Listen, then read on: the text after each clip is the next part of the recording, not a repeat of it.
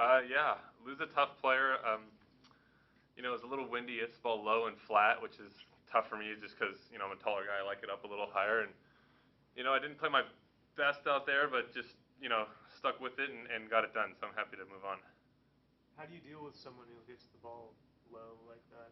I think I need to move up in the court a little more, and just I need a little more racket head speed, get the ball up and down on my shots.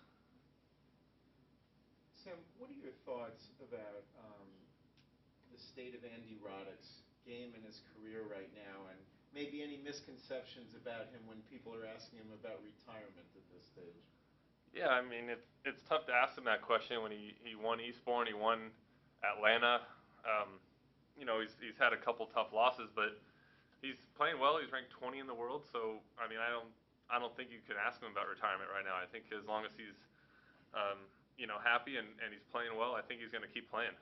What does he mean to the guys who have followed in his footsteps, and how has he served in a mentor's role? He's kind of been the leader of American tennis amongst the guys for the last 10 years, and he's been great. I mean, when I was 18, 19, and still to this day, he was always one of the first guys to invite me to Austin to practice. I know he did the same thing with Harrison and a slew of other young guys, and he's always there for motivation. He's always there to tell you if you had a good win or tell you, hey, step it up if you had a bad loss. So he's really been a great mentor to everyone. What have been your observations of the way Serena Williams has returned to a dominant state in the women's game? Um, yeah, I mean she's amazing. I feel like when she's got her mind focused and when she's into it, she's just so much better than every girl, every other female player. And so when she's focused and committed, and I feel like when she wants to win, she wins. Sam, do you think you and Isner have taken over kind of the mantle of U.S. tennis with Andy? Like you guys are the faces of U.S. tennis now? Not. I mean, Marty Fish has had a couple good years. I think he's really kind of the last year, kind of been the top guy. But I feel like we're maybe heading that way. We're the next two in line, and I hopefully Donald can get back up there. Ryan Harrison's on the rise, and James can hopefully put up another run. But it maybe we're it's heading that way. But I hope all the other guys can stick up there too. And we can have a group of guys. Do you think now to really be on the top of your game, you really have to be in your mid to late 20s instead of 10, 15 years ago when it was like teenagers winning tournaments? Now you have to be kind of really developed. No, I think it's just we're in a wave where we just happen to have a lot of guys in mid to late 20s and even better at 30 winning. I think 10 years from now it might come back. We might have a group of 20, 21-year-olds doing it, and then 20 years from now it might be back up to the older guys. I think it just happens to be that kind of time period. You mentioned James a moment ago. What does James Blake mean to the tour? James is huge. I mean, James was right there with Andy for 5 years.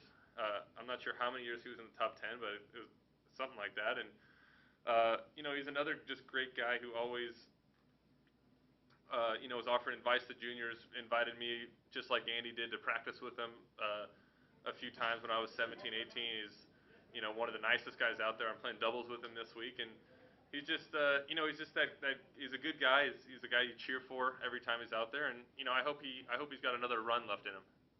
What have been your observations of the way Roger Federer has returned to number one? And when you think of the Federer legacy, what impresses you the most? Um, the fact that he did drop to 3 and got back to 1. I mean, for me on a smaller scale, I was hurt last year and dropped from 17 to 120, but it was very tough to get back to where I am now at 28. And I'm assuming for him to go from 1 to 3 and back to 1 is an even tougher accomplishment. And so the fact that he did that, I think, is really impressive, especially at that late of age. How do you think he's been able to do it? I mean, I think he's just really confident. He's the greatest player ever. He's I feel like a lot of times he can go out there and swing away on balls, and because he's like, hey, I've got 17 Grand Slams and $500 million. Who cares if I miss this? And most of the time it's going to go in. So I think he's just confident when he goes out there and believes he can make every shot. Sam, you come back from injuries. Nadal is facing the same task. I wonder what your reaction is and what it's like in the locker rooms without him and him not being here. It's a bummer he's not here. I mean, he's a great guy for tennis, great guy in general, and I hope I think it's his knee that's bugging him. I hope it's not too bad. Hopefully it doesn't require surgery and he can get back out there soon because he's great for the game. And on the plus side for some guys, there's you don't have to worry about him in the draw, so that's always a bonus for some guys. But I think it's better for the game that he's here and playing. Sam, you mentioned you went from 17 to 120. Now you're back to 28. What do you have to do to get back to 17 and even higher? I think I just need to keep winning like I've been doing. I feel like I'm playing at a higher level than 28. I think if keep doing what I'm doing, I could get back into the top 15 and hopefully top 10. So I just want to keep serving big, hitting big forehands, and just taking risks and going for it more like I've been doing. What are your thoughts about the next round and moving forward?